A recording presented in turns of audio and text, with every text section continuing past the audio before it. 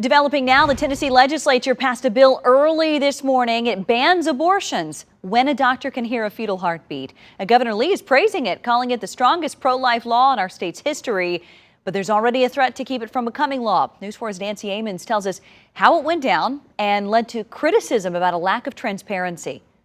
I rise in support of this legislation. After midnight on the last day of the session, Republicans brought Governor Bill Lee's abortion legislation that most thought wasn't going to be handled this year.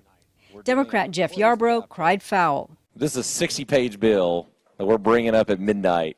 The bill prohibits abortions as soon as a doctor can hear a heartbeat. There is no exception for rape or incest.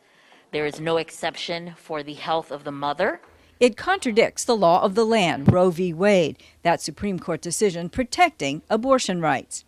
Early in the session, Republican lawmakers indicated they'd welcome the case going back to the Supreme Court. It is time for us to push back as a state for the people that we represent and to make this statement for the unborn. Senator Brenda Gilmore says it's unfair because affluent women can afford to travel to get an abortion out of state when poor women cannot. That's horrible. We have no right to get in people's personal lives like that.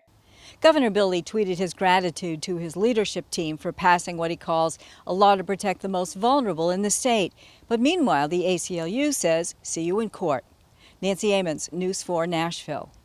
Nancy mentioned the ACLU. They're wasting no time. This afternoon, the ACLU and Planned Parenthood filed a federal lawsuit to keep the bill from taking effect, calling it an attack on reproductive rights.